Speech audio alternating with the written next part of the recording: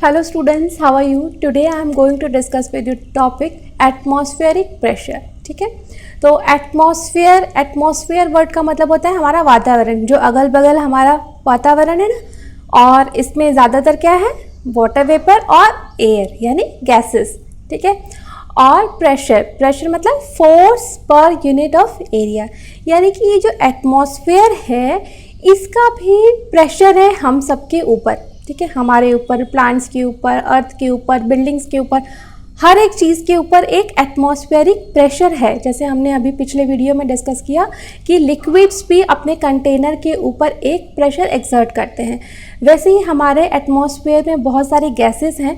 तो ये सारे गैसेस भी एक तरीके से एटमॉस्फेयर जो है, पूरी अर्थ है, वो एक कंटेनर की तरह एक्ट कर रही है. ठीक है, और इसके अंदर जो ये गैसेस हैं ये इसके अंदर की चीज़ों के ऊपर एक प्रेशर एक्सर्ट कर रही है. ठीक है, हमारी बॉडी के ऊपर भी प्रेशर एक्सर्ट कर रही है.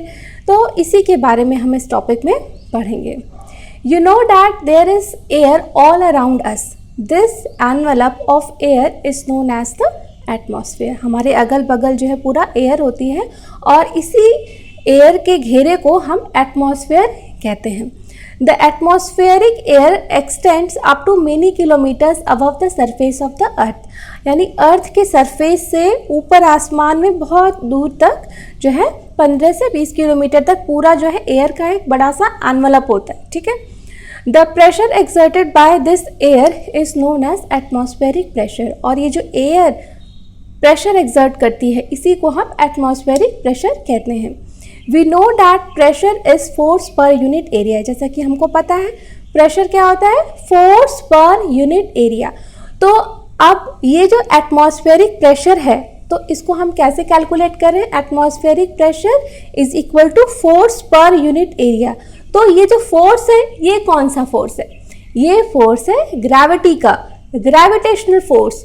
तो यानी gravitational force acting on an object पर यूनिट एरिया, उसका जितना एरिया है, ठीक है, उसके ऊपर उसका ग्रेविटी का जो भी फोर्स लग रहा है, तो इसी को कैलकुलेट करेंगे हम एटमॉस्फेरिक प्रेशर के रूप पे. We know that pressure is force per unit area.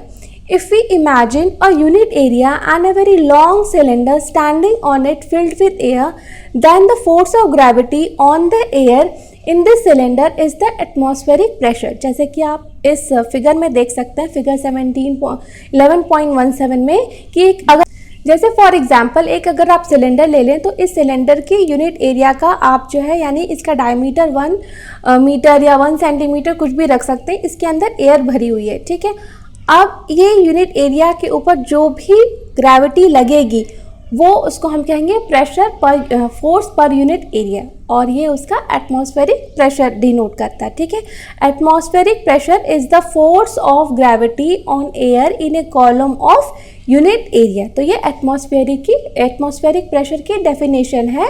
It is the force of gravity on air in a column of unit area. But how large or small is the atmospheric pressure? Let us get an idea about this magnitude. तो ये atmospheric pressure कितना बड़ा या कितना छोटा है. जैसे pressure का भी एक मैग्नीट्यूड हो सकता है ना, तो जनरली जो हमारा एटमॉस्फेरिक प्रेशर है उसको हम बहुत सारे फॉर्म्स में डिनोट करते हैं. तो इसको हम लिखते हैं कि 14.7 पाउंड्स पर स्क्वायर इंच, ये हमारा एक एटमॉस्फेरिक प्रेशर है, या 760 मिलीमीटर्स ऑफ मरकरी. तो ये हमारे जो अर्थ है इसका एक ये एटमॉस्फेरिक प्रेशर है.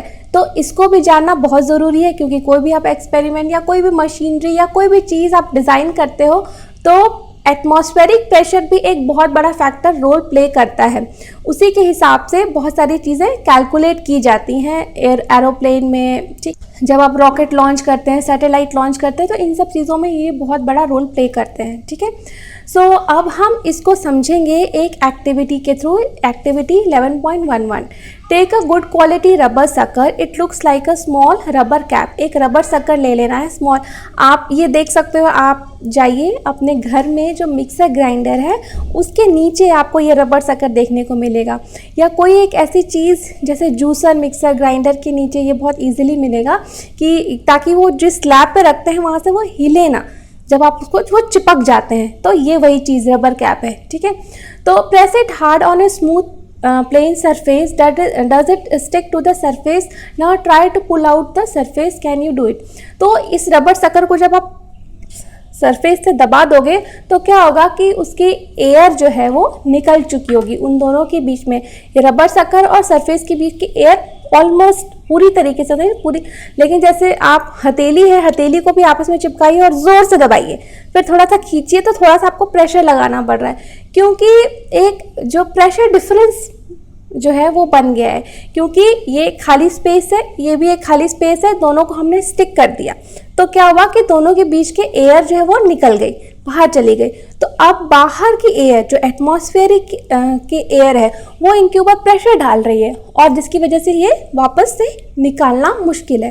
तो ये टेक्नोलॉजी, ये चीज़ जो है, ये नॉलेज देखिए कितनी काम की है कि बहुत सारी चीज़ों, बहुत सारे इंस्ट्रूमेंट्स में ये चीज़ नीचे उसके पायों में लगी रहती ताकि वो जब काम करे तो वो हिले ना, मतलब शेक ना करे, नहीं तो वो शेक करके इधर से उधर चली जाएगी।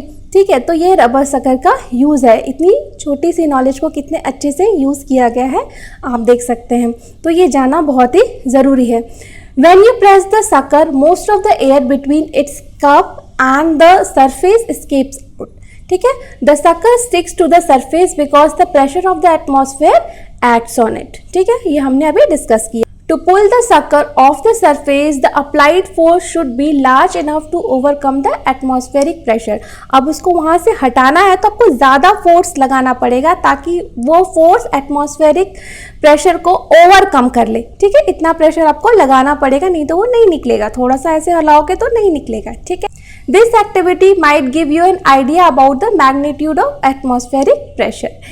In fact, it would not be possible for any human being to pull out the sucker off the surface if there were no air at all between the sucker and the surface. अगर इन दोनों के बीच में बिल्कुल हवा हटा दे, बिल्कुल zero कर दे, vacuum वाली कंडीशन ला दे, तो ये बिल्कुल आप अलग नहीं कर सकते थे। यानी वैक्यूम अगर दो चीज़ों के बीच में आ जाए और तो उसके ऊपर और ज़्यादा एटमॉस्फेरिक प्रेशर एक्ट करने लगता है और फिर वहाँ से दो चीज़ को अलग करना बिल्कुल इम्पॉसिबल हो जाता है। ठीक है, does it give you an idea how large the atmospheric pressure is? तो इसी से एक आइडिया आपको लग गया होगा कि एटमॉस्फेरिक प्रेशर कितना इंपॉर्टेंट है और कितना बड़ा होता है ये।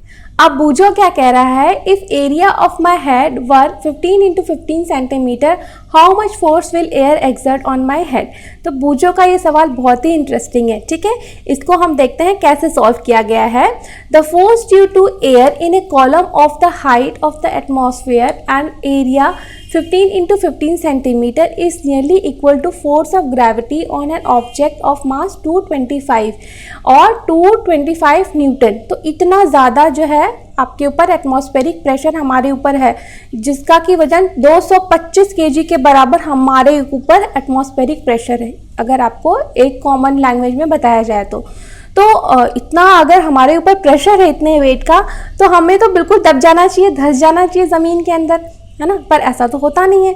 The reason we are not crushed under this force of gravity is that the pressure inside our bodies is also equal to the atmospheric pressure. तो हमारी बॉडी के अंदर जो प्रेशर है वो भी एटमॉस्फेरिक प्रेशर के बराबर है और ये एक बैलेंस के फॉर्म में चलता है। जैसे आपने ब्लड प्रेशर का भी नाम सुना होगा, तो हमारी बॉडी के अंदर भी काफ़ी कुछ प्रेशर में है, इस वजह से ये एक बैलेंस बना रहता है। ठीक है, अब हम एक इंटरेस्टिंग फैक्ट जानते हैं। डिड यू नो, क्या आप जानते हैं? Otto von Guericke, a German scientist of the 17th century, invented a pump and extract out air of a vessel. With the help of this pump, he demonstrated dramatically the force of air pressure.